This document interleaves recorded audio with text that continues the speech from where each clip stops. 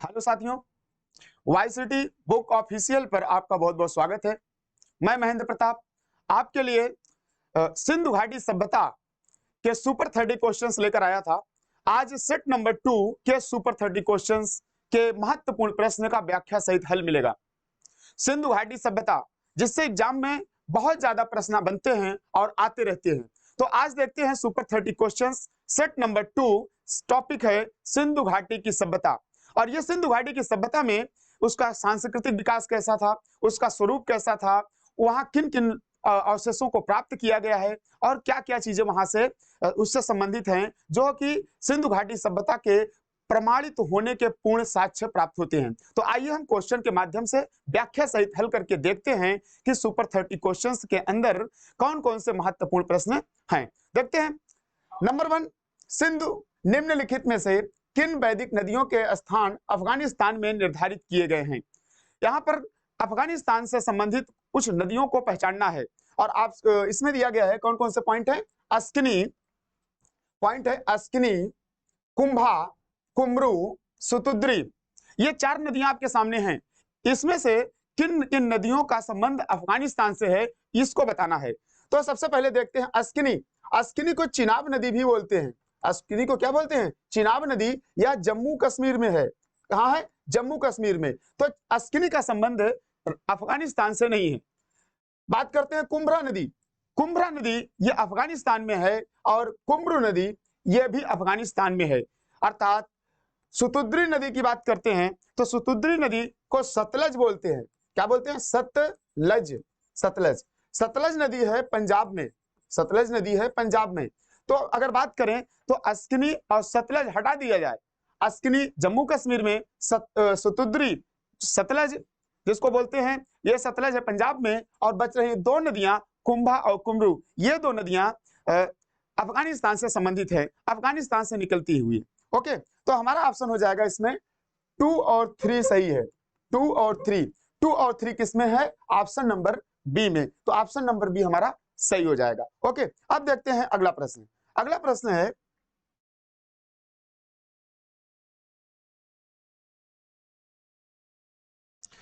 जैसा कि गौतम एवं बौधायन ने उल्लेख किया है, वैदिकोत्तर काल में वार्षिक ब्याज दर थी। वैदिकोत्तर का मतलब है कि वैदिक काल के बाद की ब्याज दर क्या थी। तो वैदिक काल में जो ब्याज दर ली जाती थी उसमें यह बताया गया है कि 15% ली जाती थी। वार्षिक 15% वार्षिक कृषि की ब्याज दर ली जाती थी। जो पैसा दिया जाता था उसके बदले में 15% बढ़ा करके वापस लिया जाता था, ऐसा कि गौतम और बौधायन ने बताया है। ओके, अगला प्रश्न देखते हैं। अगला प्रश्न है, उपनिषद कालीन अश्वपति कहाँ का राजा था।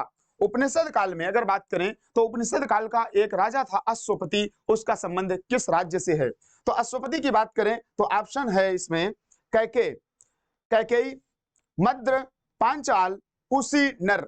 तो अगर बात करें तो उपनिषद काल में अश्वपति कैकेयी प्रदेश का राजा था। कैकेयी प्रदेश जो कि बहुत प्रसिद्ध राजा था, और एक अश्वपति का नाम मिलता है जो कि काशी के राजा थे। तो कैकेयी प्रदेश के काशी के संपूर्ण क्षेत्र को कैकेयी प्रदेश के नाम से जाना जाता था। इसका विस्तार आपको पूरे मध्य भारत के और उत्तर भारत और कुछ मध्य भारत तक इसका विस्तार था, और यह अश्वपति नाम का व्यक्ति राजा कैकेयी प्रदेश से बिलोंग करता था। ओके, अगला प्रश्न देखते हैं।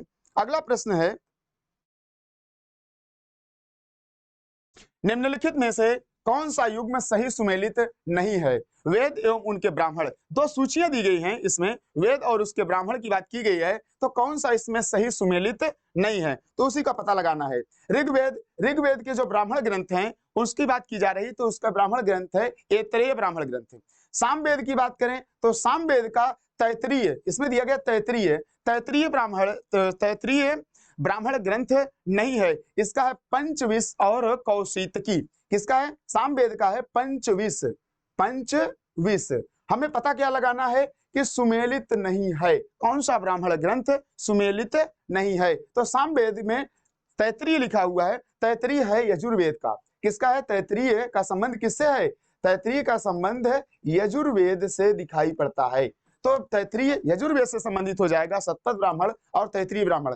अथर्ववेद की बात करें तो गोपद ब्राह्मण। ओके, तो हमारा सही ऑप्शन क्या होगा? हमारा सही ऑप्शन हो जाएगा सामवेद तैत्तिरीय, जो सही सुमेलित नहीं है। आगे देखते हैं अगला प्रश्न। अगला प्रश्न है, उपलब्ध प्रमाणों के आधार पर हड़प्पा सभ्यता ने मानव जाति को जो 2 अस्थायी उपहार प्रदान किए, कौन कौन से हड़प्पा सभ्यता ने 2 अस्थायी उपहार प्रदान किए हैं? ऑप्शन ए है इसमें गेहूं और कपास की खेती, ऑप्शन बी गणित और दशमलव प्रणाली का ज्ञान, ऑप्शन सी ताम्र और कांस्य आगलन प्रौद्योगिकी, ऑप्शन डी सोख्ते और मिट्टी के पाइप बनाना। तो इस ऑप्शन के हिसाब से अगर देखें तो गेहूं और कपास की खेती हड़प्पा सभ्यता के मानव ने आने वाले मनुष्य जातियों को 2 प्रमुख उपहार दिए हैं। ओके, तो हमारा ऑप्शन नंबर ए सही माना जाएगा। तो गेहूं और कपास, कपास को बताया जाता है कि सिंडन कहती थी। पूरी दुनिया में कपास की सबसे पहली खेती हड़प्पा वालों ने किया और पूरी दुनिया को कपास से परिचित करवाया था। ठीक है, कपास का क्या नाम देते थे? सिंडन। कपास को हड़प्पा वासी सिंडन बोलते थे। क्या बोलते थे? सिंडन। और कपास इतने ज्यादा मात्रा में पूरे पहले भारतवर्ष में फैला, फिर दुनिया में पूरा फैल गया और इससे टेक्सटाइल इंडस्ट्री को बहुत ज्यादा बढ़ावा मिला। ओके, तो ये मानव जाति के लिए बहुत महत्वपूर्ण उपहार माने जाते हैं। अगला प्रश्न देखते हैं। अगला प्रश्न है, भारतीय उपमहाद्वीप के किस भाग में हड़प्पा संस्कृति का उदय हुआ? अगर बात करें तो भारतीय उपमहाद्वीप में, अगर ये भारत का मैप है, ये क्या है? भारत का मैप है। अगर इस तरीके से एक एज्यूम किया जाए भारत का मैप है, तो भारत के जो पश्चिमोत्तर भारत है, ये इसी भाग में हड़प्पा सभ्यता का उदय हुआ है। अर्थात हमारा ऑप्शन क्या होगा? उत्तर और पश्चिम भारत में हड़प्पा सभ्यता का उदय हुआ। हमारा ऑप्शन नंबर सी उत्तर पश्चिम भारत। ओके, अगला प्रश्न देखते हैं। अगला महत्वपूर्ण प्रश्न है, सिंधु घाटी के निवासियों को किस धातु का ज्ञान नहीं था? सिंधु घाटी के निवासियों को किस धातु का ज्ञान नहीं था? ऑप्शन है सोना, चांदी, लोहा, तांबा। 4 ऑप्शन दिए गए हैं। इन 4 ऑप्शन में से अगर देखा जाए तो सोने का ज्ञान था। यस, क्योंकि सोने को आयात करते थे दक्षिण भारत की कोलार खान से, सोने को आयात करते थे, उसका आभूषण बनाते थे, इसके अवशेष मिले हुए हैं। चांदी और जस्ता अफगानिस्तान और फारस से आयात की जाती थी, यह भी प्राप्त हुआ है। ओके, लोहे का ज्ञान नहीं था। अर्थात हमारा ऑप्शन यही सही माना जाएगा। क्या सही में? किस सिंधु घाटी के निवासियों को किस धातु का ज्ञान नहीं था? तो लोहे का ज्ञान नहीं था। लोहे का ज्ञान अगर बात करें तो 1000 ईसा पूर्व के आसपास उत्तर प्रदेश के अतरंजी खेड़ा नामक स्थान से इस धातु का पता लगाया गया। फिर पूरे भारतीय उपमहाद्वीप में लोहे का ज्ञान हुआ, फिर पूरी दुनिया में इसका प्रचार प्रसार हुआ। इस तरीके से लोहे का ज्ञान सिंधु सभ्यता के पश्चात लोगों को जानकारी होती है। तांबे और टिन, तांबे से परिचित थे हड़प्पा वासी, तांबे से अवश्य परिचित थे क्योंकि तांबे का प्रयोग बहुत ज्यादा किया करते थे। और आगे चल करके तांबे से संबंधित एक हमारी संस्कृति बनती है जिसको हम बोलते हैं चैल्कोलिथिक संस्कृति। कैल्कोलिथिक संस्कृति या चैल्कोलिथिक संस्कृति, आप जो पढ़ना चाहें। ओके, तांबा और टिन मिलाकर के कांसा नामक एक नई धातु तैयार की गई थी हड़प्पा वासियों के द्वारा ही। तो अगर बात करें ओवरऑल तो सोने का ज्ञान था, चांदी का ज्ञान था, तांबे का ज्ञान था, लेकिन लोहे का ज्ञान हड़प्पा वासियों को नहीं था। ओके, अगला प्रश्न देखते हैं। अगले प्रश्न की बात करते हैं। सिंधु सभ्यता के लोगों के लिए डील वाला बैल था। डील का मतलब होता है कुबड़दार। डील का मतलब हो गया इसमें कुबड़। ऐसे बैल जो कुबड़दार, जिसमें कुबड़ निकले होते हैं। आपने देखा होगा कि बैल के जो गर्दन के ऊपर कुबड़ निकले होते हैं, तो कुबड़ वाले बैल का महत्व क्या था? तो बात करते हैं यह कैसा पशु था? देसी पशु, विदेशी पशु, पवित्र पशु या बलि पशु? तो अगर प्रश्न के हिसाब से देखें, सिंधु सभ्यता के लोगों के लिए डील वाला बैल था। डील वाला बैल पवित्र पशु था। क्या था? पवित्र पशु। इसकी पूजा करते थे और इस पशु को बोलते थे पशुपति। इसका संबंध पशुपति से भी दर्शाते हैं और विभिन्न चित्रकारियों में पशुपति की आकृतियां प्राप्त हुई है, जिससे यह पता चलता है कि कुबड़ वाले बैल को पवित्र मानकर उसकी पूजा करते थे और उससे परिचित थे और चित्रकारियों में उसको स्थान दिया करते थे। ओके, अगला प्रश्न है। अगला महत्वपूर्ण प्रश्न है, सिंधु सभ्यता के काल के लोग घर बनाते थे। सिंधु सभ्यता काल के लोग घर बनाते थे किस चीज से? पत्थर से, मिट्टी से, कच्ची ईंटों से, पक्की ईंटों से। ये 4 ऑप्शन आपके सामने हैं। तो बात करते हैं तो पत्थर से, मिट्टी से, कच्ची ईंटों से या पक्की ईंटों से। तो हड़प्पा वासी हड़प्पावासी पक्की ईंटों से अपने मकान या इमारतें बनवाती थी। अवशेष में सबसे ज्यादा पक्की ईंटों का प्रयोग किया गया है और अवशेष जो प्राप्त हुए हैं विभिन्न खुदाइयों के समय से, तो उसमें ईंटों का प्रयोग, और ईंटों की अलग अलग साइज हुआ करती थी और ईंटों को पकाते थे, उससे अलग अलग इमारत बनाती थी। चाहे लोथल का बंदरगाह हो, ईंटों से बना है, चाहे स्नानागार हो, ईंटों से बना है, चाहे अन्नागार हो, ईंटों से बना हो, या सार्वजनिक भवन हो, ईंटों से बना हो, नालियों का निर्माण हो, ईंटों से बना हुआ हो, या अन्य प्रकार के जो मकान खुद के रहने के लिए दुर्ग बनाए जाते थे, उसमें भी बड़ी मात्रा में ईंटों का प्रयोग किया गया है। अर्थात सिंधुवासी पक्की ईंटों का प्रयोग करते थे। इस तरीके से हमारा ऑप्शन क्या होगा? ऑप्शन नंबर डी, पक्की ईंटों का प्रयोग मकान बनाने के लिए किया करती थी। ओके, अगला महत्वपूर्ण प्रश्न है, हड़प्पा संस्कृति के किस स्थल में युग्म समाधान प्राप्त हुआ है? युग्म समाधान का मतलब है कि कंबाइंड क्रीमेटोरियम्स। कंबाइंड क्रीमेटोरियम का मतलब कि सामूहिक रूप से दफनाया जाना। तो इसमें बात करते हैं हड़प्पा है option number B Lothal, option C Sutkagendor, D Harappa. First Kalibangan, Lothal, Sutkagendor, Harappa, ये चार ऑप्शन है। किन किन स्थानों की बात किया जा रहा है? तो इसमें युग्म समाधान प्राप्त हुआ है। युग्म समाधान की बात करें तो कालीबंगा से मिला हुआ है। कहां से मिला हुआ है? कालीबंगा से। कालीबंगा में दो लोगों को एक साथ दफनाया गया है। कालीबंगा में दो लोगों को एक साथ दफनाया गया है, जबकि लोथल वाले स्थल से 3 युग्म मिला हुआ है, अर्थात 3 लोगों को एक साथ दफनाया गया है। इस तरीके से अगर बात करें तो सिर्फ युग्म पूछा है तो हम कालीबंगा को सही करेंगे। किसको सही करेंगे? कालीबंगा को सही करेंगे। अगर पूछा जाए सामूहिक रूप से दफनाया गया है तो हम बात करेंगे लोथल, या कब्रिस्तान की बात करेगा तो हम बात करेंगे मोहनजोदड़ो की, या इस अलग अलग प्रकार की विधियां होती थी दफनाने के लिए। लेकिन आपको सही बनाने के लिए प्रश्नों को आप प्रश्न को पढ़े और प्रश्नों में दिए गए उत्तर के अनुसार ही सही उत्तर फाइनल करें। ठीक है, इस तरीके से क्या सही माना जाएगा? कालीबंगा में युग्मित समाधान प्राप्त हुआ है। ओके, अगला प्रश्न है, सूची फर्स्ट को सूची सेकंड से सुमेलित कीजिए और कूट के द्वारा उत्तर का चयन कीजिए। दिया गया है इसमें कुछ सूचियां बनाना पड़ेगा और सूचियों में आप देख सकते हैं इसमें क्या क्या है। नंबर ए की बात करें तो ए में लिखा है हड़प्पा। क्या लिखा है? हड़प्पा। अब पहले हम इसमें सूचियों को बना लेते हैं तो उसके बाद बताते हैं। हड़प्पा है, दूसरे में लिखा गया है लोथल। दूसरे में क्या लिखा गया है? लोथल। और तीसरा सी है हमारा कालीबंगा। सी क्या है? कालीबंगा। और डी में लिखा है मोहनजोदड़ो। क्या है? मोहनजोदड़ो। अब इन चारों की बात करें तो इन चारों पर क्या क्या साक्ष्य मिले। हड़प्पा की बात करें तो हड़प्पा में समाधान R37 मिला हुआ है। समाधान R37, इसका मतलब यह हुआ कि दफनाए हुए लोगों का एक समाधि मिला हुआ है जिसमें R37 का सिंबल बना हुआ है। R37 के रूप में उसकी पहचान की गई है। यह हमारा क्या होगा? हड़प्पा में क्या मिला है? समाधान R37 मिला है। लोथल की बात करें तो लोथल में गोदीबाड़ा के साक्ष्य मिले हैं। गोदीबाड़ा को बोलते हैं बंदरगाह, जो समुद्र के किनारे नावों से लोडिंग अपलोडिंग का काम होता था। कालीबंगा की बात करें तो इसमें जुता हुआ खेत मिला हुआ है। क्या मिला हुआ है? जुता हुआ खेत मिला हुआ है। और मोहनजोदड़ो से बात करें तो नर्तकी की मूर्ति मिली हुई है। क्या मिली है? नर्तकी की मूर्ति मिली हुई है। यह हमारा सही ऑप्शन रहा है।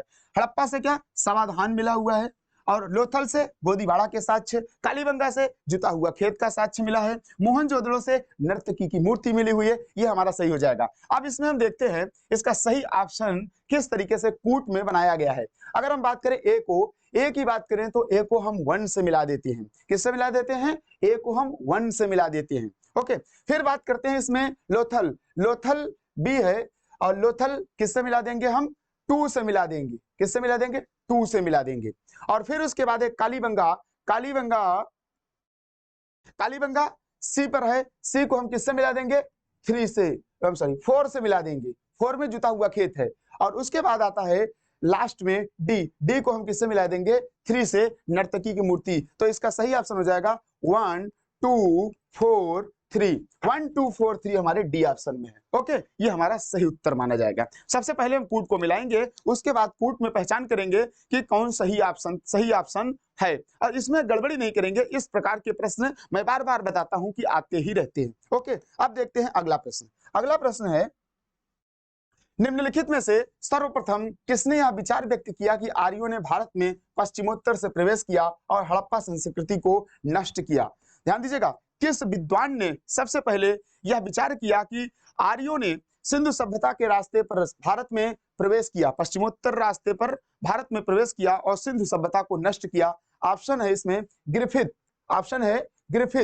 Prinsep, wheeler, Max Muller. ये 4 विद्वान है। किस विद्वान ने ऐसा कहा था या किस विद्वान ने ऐसा प्रमाणित करने का प्रयास किया? तो इसमें ऑप्शन सही होगा व्हीलर, मार्टिन व्हीलर महोदय। मार्टिन व्हीलर महोदय का कहना है कि आर्यों ने जब भारत में पश्चिमोत्तर भाग से प्रवेश करना शुरू किया तो आर्यों सिंधु सभ्यता को नष्ट करते हुए आगे बढ़े और उत्तर भारत में आकर के बस गए, उत्तर भारत में आकर के रहने लगे। क्यों? इसके साक्ष्य ये बताए जाती है कि सार्वजनिक स्थानों पर, सड़कों पर, अन्य जगहों पर जो अस्थिपंजर मिले हुए हैं, बिखरी अवस्था में मिले हुए हैं। ऐसा लगता है कि कोई नरसंहार किया गया था, क्योंकि अगर दफनाया जाता है तो उनको सिस्टमेटिक तरीके से एक वन वे में दफनाया जाएगा, एक लाइन से दफनाया जाएगा। लेकिन अगर अस्थिपंजर बिखरे हुए मिले हैं, खोपड़ी में छेद हुआ है, हड्डियां टूटी हुई मिली हुई हैं, चोट के निशान हड्डियों तक पहुंचे हुए हैं, तो अर्थात नरसंहार की बात की जा रही है। तो मार्टिन व्हीलर ने बताया कि नरसंहार के द्वारा सिंधु सभ्यता का पतन हुआ। इन्होंने नरसंहार वाले सिद्धांत को ज्यादा महत्व देते हैं और उसको प्रमाणित करने का प्रयास करते हैं। हालांकि अन्य विद्वानों का अलग अलग कहना है। अन्य विद्वानों का कहना है कि जलवायु परिवर्तन के कारण, पारिस्थितिक संतुलन के कारण, बाढ़ के द्वारा, इस तरीके से भी एक प्रश्न आते हैं। यह भी बहुत इंपॉर्टेंट रहेगा, आप याद कर लीजिएगा। इस तरीके के सिंधु सभ्यता के पतन के संबंधित सिद्धांत किस किस विद्वानों ने क्या क्या बताया है, इसको आप जरूर याद रखिएगा। इस तरीके से एक प्रश्न जरूर एग्जाम में बनते हैं, चाहे पीजीटी का एग्जाम हो, चाहे हायर का एग्जाम हो, एलटी ग्रेड का हो, नेट जेआरएफ का हो, या आपके स्टेट पीसीएस के हो, यहाँ तक कि यूपी ट्रिपल एससी, पेट, एसएससी, बैंक, इन सब एग्जाम में इस तरीके के प्रश्न आते ही रहते हैं। ओके, देखते हैं अगला प्रश्न। अगला प्रश्न है, निम्नलिखित में से किस सैंधव स्थल का नगर 3 भागों गढ़ी, मध्य, निचला नगर में विभक्त था? सिंधु सभ्यता का कौन सा स्थल है जो 3 भागों में डिवाइड है? तो अगर बात करें, ऑप्शन है कालीबंगा, सुरकोरदा, धौलावीरा और हड़प्पा। तो इसका सही ऑप्शन होगा धौलावीरा। धौलावीरा को 3 भागों में डिवाइड किया गया है। नंबर 1 गढ़ी की बात करें तो गढ़ी का मतलब होता है जो दुर्ग वाले क्षेत्र थी। दूसरी की बात करते हैं मध्य भाग, और तीसरा है निचला शहर, निचला नगर। निचले नगर में कॉमन लोग रहते थे और गढ़ी वाले क्षेत्र में ऑफिशियल्स और कुलीन वर्ग रहते थे, अमीर क्लास के लोग रहते थे। और मध्य वाले नगर में व्यापारी, शिल्पी, लेबर और अन्य प्रकार के जो विनिर्मित वस्तुओं से व्यापार किया करते थे, वे लोग इसमें शामिल थे। तो ये नगर 3 है और ये बहुत बड़ी साइट माना जाता है। तो इस तरीके से गढ़ी, मध्य और निचला धौलावीरा नामक स्थल पर डिवाइड होते हैं। ओके, अब देखते हैं अगला महत्वपूर्ण प्रश्न। अगला महत्वपूर्ण प्रश्न है, निम्नलिखित पर विचार कीजिए, अधोलिखित कथनों में से कौन सा कथन सैंधव नगर के संदर्भ में सत्य है? यहाँ पर एक 4 सेंटेंस दिए गए हैं, कथन दिए गए हैं। उन 4 कथन को देखना है कि कौन सा कथन सही है। तो हम देखते हैं नंबर 1,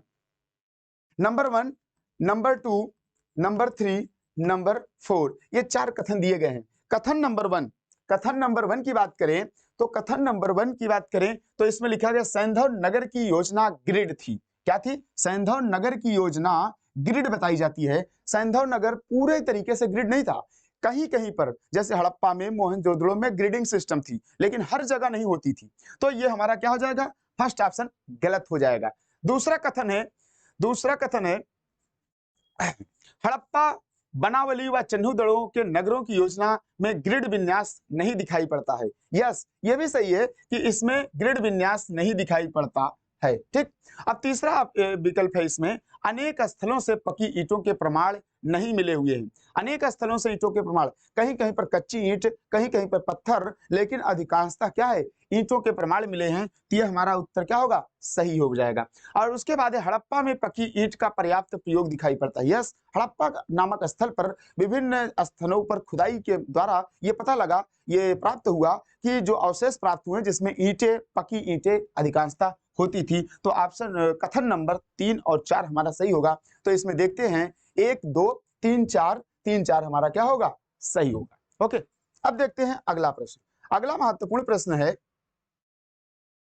निम्नलिखित में सर्वप्रथम पाकिस्तान के चोलिस्तान के रेगिस्तान में सरस्वती नदी के शुष्कतम तल पर बड़ी संख्या में सैंधव स्थल खोजने वाला कौन था। अर्थात पाकिस्तान के रेगिस्तान, जो थार रेगिस्तान का बेल्ट है जो पाकिस्तान तक फैला हुआ है, वहां पर जो स्थल खोजे गए, किसने खोजा। तो अगर बात करें, ऑप्शन है रेमंड अल्चिन, अहमद हसन दानी, रफीक मुगल, WS वाकड़कर। तो इसका सही ऑप्शन होगा रफीक मुगल। रफीक मुगल जो पाकिस्तान के पुरातत्वविद हैं, इन्होंने क्या किया, इन्होंने बड़ी संख्या में चोलिस्तान के रेगिस्तान वाले क्षेत्र पर जो सरस्वती, प्राचीन सरस्वती नदी है, वहां पर कुछ स्थल खोजे और बताया कि ये रेगिस्तान वाले स्थल हैं और इनका संबंध किससे है, रफीक मुगल महोदय से। ओके, अब देखते हैं अगर बाकी रेमंड अल्चिन और अहमद अली और WS वाकड़कर, WS वाकड़कर का संबंध बात करें तो भीमबेटका से दिखाई पड़ता है।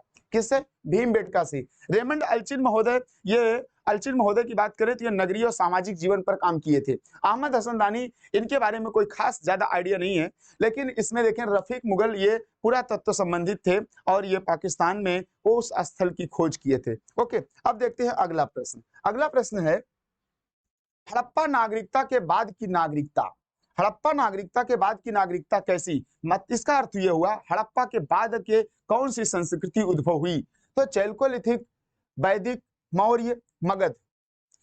तो हड़प्पा के जस्ट बाद की बात करते हैं तो चैल्कोलिथिक। क्या आती है, चैल्कोलिथिक। इसको हम लोग बोलते हैं ताम्र पाषाणिक। क्या बोलते हैं, ताम्र पाषाणिक, ताम्र पाषाणिक। ठीक, ताम्र पाषाणिक बोलते हैं। हड़प्पा के जस्ट बाद तांबे और पाषाण पत्थरों का प्रयोग होता था, इसको ताम्र पाषाणिक या चैल्कोलिथिक बोलते हैं। चाहे इसके बाद वैदिक आता है, इसके बाद मौर्य आते हैं, तब मगध और तब इसके बाद मौर्य, तब इसके बाद 6वीं शताब्दी ईसा पूर्व। अगर हम वैदिक की बात करें तो वैदिक 1500 ईसा पूर्व से 600 ईसा पूर्व आता है। फिर 6वीं शताब्दी शुरू हो जाता है जिसमें मगध वंश के राजा थे, जिसमें हर्यक वंश की बात आती है। फिर उसके नीचे आएंगे तो आपको मौर्य वंश मिलेगा। ठीक है, मौर्य वंश। तो इसमें हड़प्पा के जस्ट बाद क्या माना जाएगा, चैल्कोलिथिक। ओके, अब देखते हैं अगला प्रश्न। अगला प्रश्न है, निम्नलिखित सैंधव स्थलों को उनकी भौगोलिक स्थिति के अनुसार दक्षिण से उत्तर की ओर व्यवस्थित कीजिए। दक्षिण से उत्तर की ओर, अगर एक मैप बना दें तो दक्षिण से उत्तर की ओर, इसमें दक्षिण से उत्तर की ओर सबसे दक्षिणतम स्थल की बात करते हैं तो यह है दायमाबाद। क्या है, दायमाबाद सबसे दक्षिण में है, दायमाबाद सबसे दक्षिण में है। उसके बाद अगर चलते हैं तो गुजरात में लोथल मिलता है। क्या मिलता है, लोथल मिलता है। फिर उसके बाद राजस्थान की बात करें तो उसमें कालीबंगा मिलता है। क्या मिलता है, कालीबंगा। फिर उसके ऊपर की बात करें तो इसमें और भी कई स्थल हैं, जिसमें मोहनजोदड़ो की बात आती है, मोहनजोदड़ो है, हड़प्पा है। और सबसे उत्तरी स्थल की बात करें तो सबसे उत्तरी स्थल में आपको मिलेगा मांडा। इस तरीके से आप सीरियल याद रखिएगा, कभी उत्तर से दक्षिण तो कभी दक्षिण से उत्तर। तो आज क्या पूछा है, आज पूछा है दक्षिण से उत्तर, साउथ से लेकर के नॉर्थ तक के हमें क्रम में लगाना होगा। ओके, तो इस तरीके से प्रश्न, एक प्रश्न जरूर इस हर एग्जाम में, कोई ना कोई एग्जाम में आता रहता है, तो आप अलर्ट रहेंगे इसके लिए। ओके, अब देखते हैं अगला प्रश्न। अगला प्रश्न होगा, इनमें से कौन सा लोथल चन्हुदड़ो में स्थित हड़प्पा वालों के अत्यंत महत्वपूर्ण उद्यम थे। अर्थात इसमें बात किया गया है कि लोथल और चन्हुदड़ो में कौन सा उद्यम कार्य होता था। तो लोथल और चन्हुदड़ो, तो देखते हैं कौन सा उद्यम कार्य होता था। जहाज निर्माण, मणि निर्माण, बुनाई और धातु कर्म विज्ञान। तो हमारा सही ऑप्शन होगा इसमें मणि निर्माण। मणि निर्माण को हम लोग बोलते हैं मनका निर्माण। मनका निर्माण का मतलब होता है जो मालाएं बनाई जाती है, छोटी छोटी बीड्स बनाई जाती है और उस बीड्स को पका करके धागे पहना करके माला बनाते हैं। जन सामान्य लोग इस प्रकार के आभूषणों या माला का प्रयोग किया करते थे। तो चन्हू लोथल और चन्हूदड़ो में मनके बनाने के कारखाने प्राप्त हुए हैं। ओके, और रही बात जहाज निर्माण के, जहाज नहीं, जहाज उसमें नहीं बनाई जाती थी, जो पानी वाले नाव होते थे उन्हीं को जहाज बोला गया। ठीक, बुनाई के कार्य और धातु कर्म विज्ञान ये लगभग हर जगह से प्राप्त हुए हैं। ठीक, अब देखते हैं अगला प्रश्न। अगला महत्वपूर्ण प्रश्न है, हड़प्पा वालों की आयात कर लेने वाली अत्यंत प्रमुख वस्तु कौन सी थी? अर्थात हड़प्पा वासी किस वस्तुओं का आयात करते थे? तो किस वस्तुओं का आयात करते थे? धातु तथा कीमती नग, खाद्य सामग्री, वस्त्र, मिट्टी के पात्र। मिट्टी के पात्र तो खुद बनाते थे, वस्त्र खुद बनाते थे, तो ये दोनों ठीक नहीं होगा। खाद्य सामग्री खुद उत्पादन किया करते थे, तो बच क्या रहा है? धातु तथा कीमती नग ये आयात किया करते थे, बाकी खाद्य सामग्री का उत्पादन स्वयं करते थे, वस्त्र निर्माण भी स्वयं करते थे बुनाई के द्वारा, और मिट्टी के पात्र जिसको पॉटरी बोलते हैं, वह पॉटरी क्या होती है? मृद भांड के रूप में अलग अलग मिट्टियों को बर्तनों को बनाते थे और पकाते थे। तो ये तीनों वर्ग हड़प्पा वासी स्वयं कर लिया करते थे, लेकिन धातु और कीमती नग इसका आयात करते थे। क्या करते थे? आयात करते थे। आपको बता दें, सोना, सोना दक्षिण भारत की कोलार खान से आयात किया जाता था।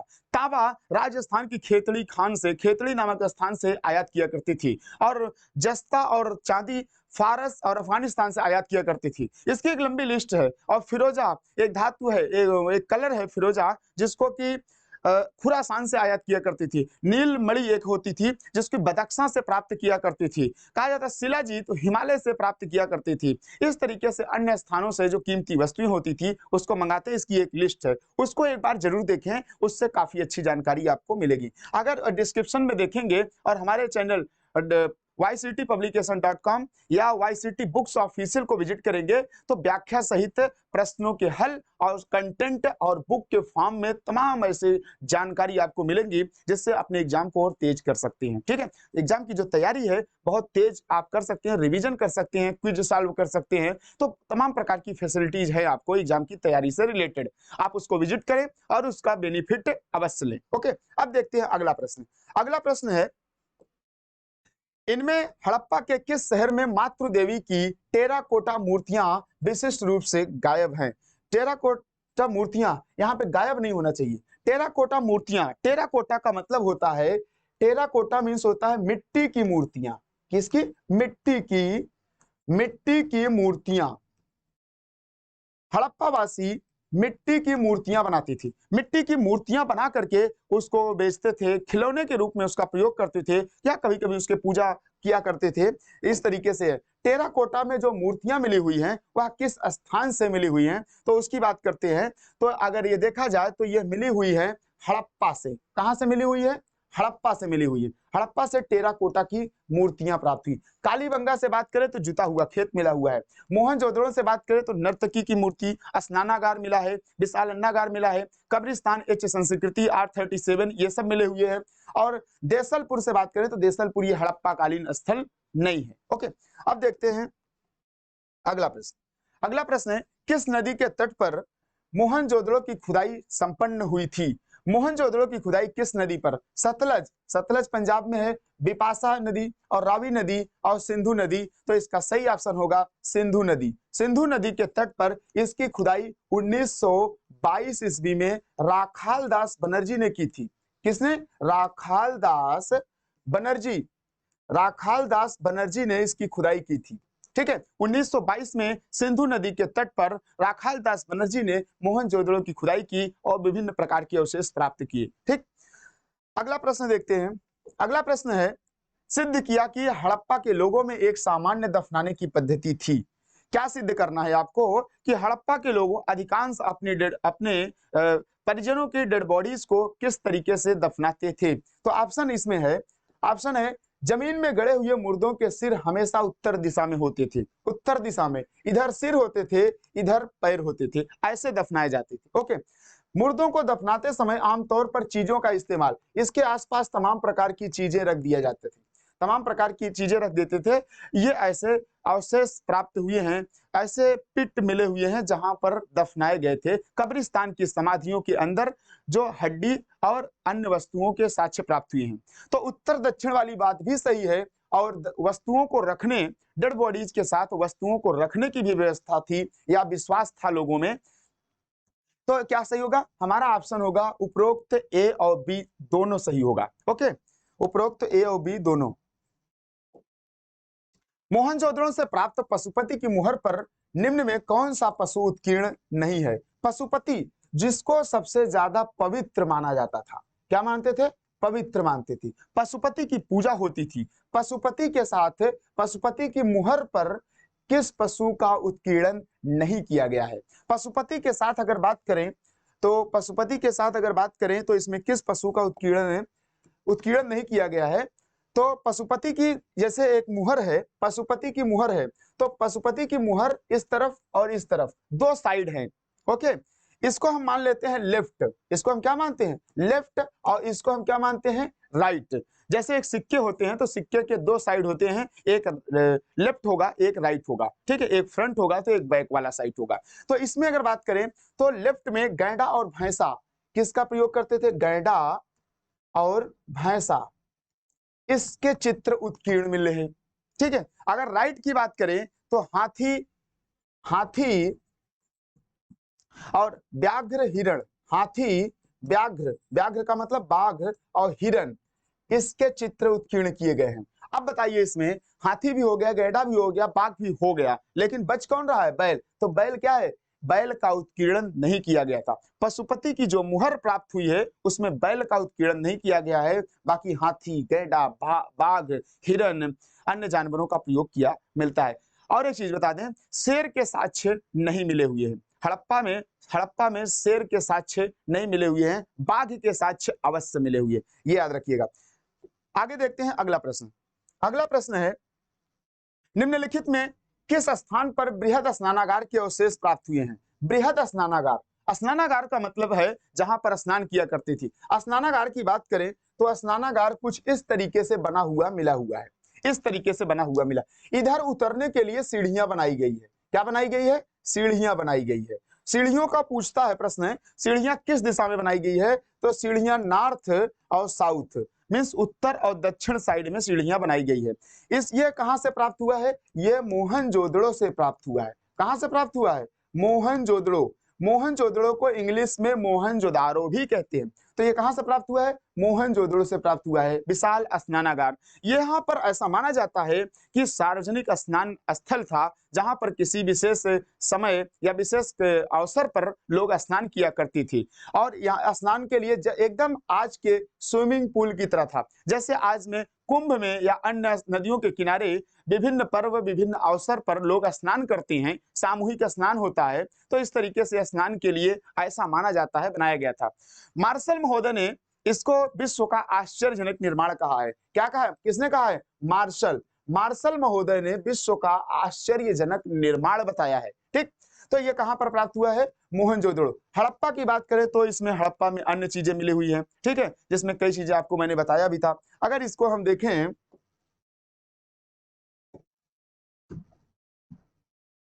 अगर बात करें तो ये उत्तर दक्षिण में दफना है। इसकी लंबाई चौड़ाई भी दी गई है। लंबाई चौड़ाई से वैसे कोई खास मतलब नहीं है कि लंबाई चौड़ाई इसकी कितनी हो थी, लेकिन ये कभी एग्जाम में पूछा नहीं जाता है। लेकिन ये याद रखना जरूरी है किस स्थल पर मिला हुआ है, किसके लिए इसका प्रयोग होता था। ठीक है, हड़प्पा की बात करें तो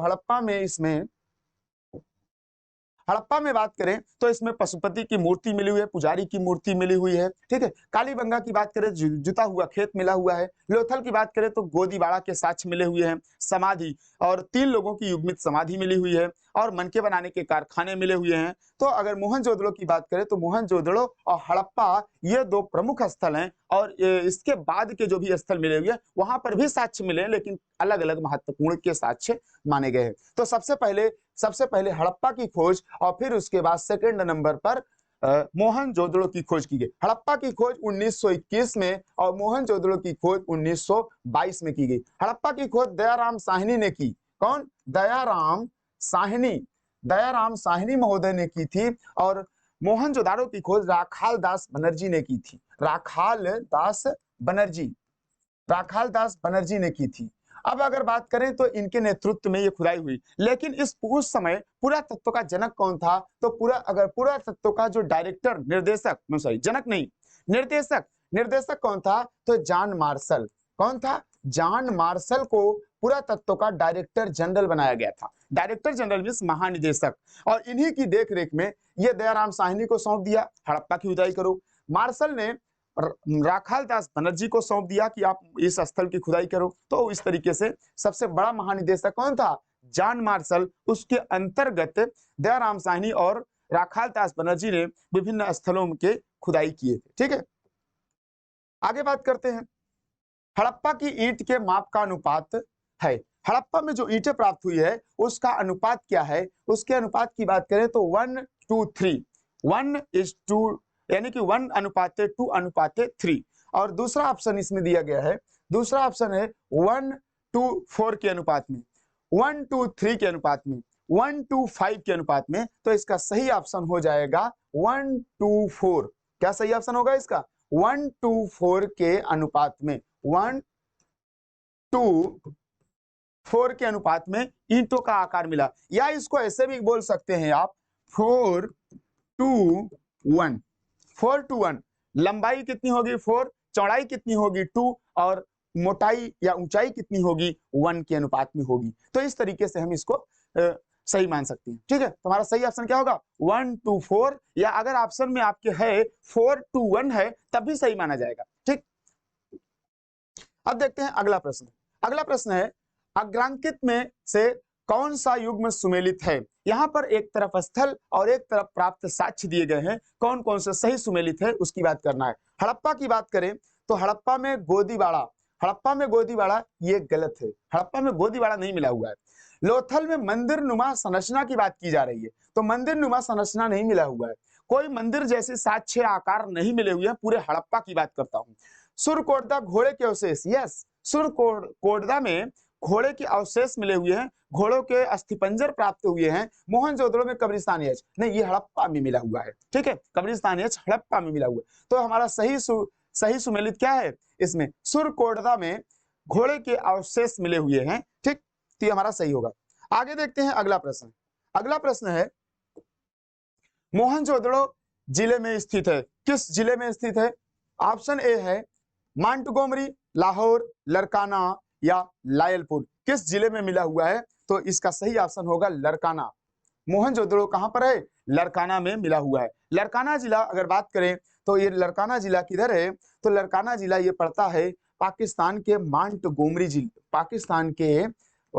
पाकिस्तान के सिंधु नदी के तट पर है। कहां पर है ये? सिंधु नदी के तट पर है, और यह पाकिस्तान में वर्तमान कहां पर पड़ता है? पाकिस्तान में पड़ता है, सिंध प्रांत में पड़ता है। ठीक है, लरकाने जिले में प्राप्त हुआ था। अगला प्रश्न देखते हैं, हड़प्पा का कौन सा स्थल भूकंप के आरंभिक साक्ष्य को दर्शाता है? भूकंप का साक्ष्य, हड़प्पा के किस स्थल से भूकंप के साक्ष्य प्राप्त हुए हैं? ऑप्शन है हड़प्पा, धौलावीरा, मोहनजोदड़ो, कालीबंगा। तो इसका करेक्ट ऑप्शन हो जाएगा, करेक्ट ऑप्शन होगा कालीबंगा। कालीबंगा से भूकंप के साक्ष्य प्राप्त हुए हैं। ओके, अगला प्रश्न देखते हैं, सिंधु घाटी सभ्यता निम्नलिखित किस प्रकृति की थी? सिंधु घाटी सभ्यता का स्वरूप कैसा था? ऑप्शन के हिसाब से देखते हैं, आद्य शहरी, शहरी, ग्रामीण शहरी और ग्रामीण। किस प्रकृति की थी? किसका इसका स्वरूप किस प्रकार का था? तो अगर इसमें हम देखें तो इसका सही ऑप्शन हो जाएगा शहरी, शहरी प्रवृत्ति। क्यों? क्योंकि हड़प्पा की संरचना को देख करके, वहां की सुख सुविधाओं को देख करके, वहां प्राप्त अवशेषों को देख करके ये बताया जा सकता है कि यह एक शहरी सभ्यता थी, क्योंकि सड़कों का निर्माण, भवन निर्माण, नालियों का निर्माण, जीवन स्तर, रहन सहन का जीवन स्तर, व्यापार, कृषि, उद्योग, निर्माण कार्य, सभी से अगर ओवरऑल देखा जाए तो एक शहरी सभ्यता ही प्रतीत होती है। इसलिए इसको नगरीय सभ्यता के नाम से भी जाना जाता है। ओके, सिंधु सभ्यता को नगरीय सभ्यता कहते हैं। तो हमारा ऑप्शन क्या हो जाएगा? शहरी। इसकी प्रकृति कैसी थी? शहरी सभ्यता की प्रकृति थी। ओके, अब देखते हैं इसमें अगला प्रश्न। ये लास्ट प्रश्न है इस सुपर 30 प्रोग्राम का, सबसे लास्ट क्वेश्चन है। देखते हैं, हड़प्पा सभ्यता की पहली खगोलीय पर्यवेक्षणशाला निम्नलिखित में से किस प्राचीन भारतीय स्थल पर पाई गई है? पहली खगोलीय पर्यवेक्षणशाला देखते हैं, चन्हूदड़ो, रूपर, दायमाबाद, धौलावीरा। तो इसका सही ऑप्शन होगा धौलावीरा। धौलावीरा गुजरात में कच्छ क्षेत्र में, कच्छ परिक्षेत्र में पाया गया स्थल है। इसमें से बहुत महत्वपूर्ण साक्ष्य मिले हुए हैं। तो धौलावीरा में सबसे पहले खगोलीय पर्यवेक्षणशाला प्राप्त हुई है। उससे ये पता चलता है कि खगोल में भी रुचि लिया करती थी। धौलावीरा से सफेद जलाशय का साक्ष्य मिला है। जलाशय, जलाशय का अर्थ ये यहाँ से लगाया जाता है कि धौलावीरा के लोग, धौलावीरा स्थल में रहने वाले हड़प्पा वासी लोग तालाब बना करके, जलाशय बना करके वाटर कंजर्वेशन किया करती थी, वाटर को कंजर्व किया करते थे। तो इस तरीके से, और यहाँ पर स्टेडियम के भी साक्ष्य मिले हैं। एक बड़ा सा मैदान भी मिला हुआ है जो स्टेडियम को दर्शाता है। ठीक, आगे हम बात करते हैं। ये रहा आज का सुपर 30 क्वेश्चंस। आज के सुपर 30 क्वेश्चंस आपको व्याख्या सहित हल कैसे लगे, और आप हमें कमेंट करके बताइए, अपने दोस्तों में शेयर कीजिए और इस चैनल को थोड़ा प्रमोट करिए। मैं आपसे रिक्वेस्ट करूंगा कि आप प्रमोट करेंगे और इस वेबसाइट को विजिट करेंगे तो आप पाएंगे कि आपके एग्जाम के लिए बेहतरीन एक प्रयास है, बहुत बेहतरीन प्रोग्राम चलाया गया। ये कंटिन्यू चलेगा, ये कंटिन्यू चलता रहेगा। तो आप इस तरीके से इस वीडियो को शेयर करें, सब्सक्राइब करें, कमेंट करें, अपने दोस्तों को बताएं जो ये तैयारी कर रहे हैं या जो सामान्य जानकारी लेना चाहते हैं, उनको भी ये जानकारी दें। आपको बहुत बहुत धन्यवाद। ओके।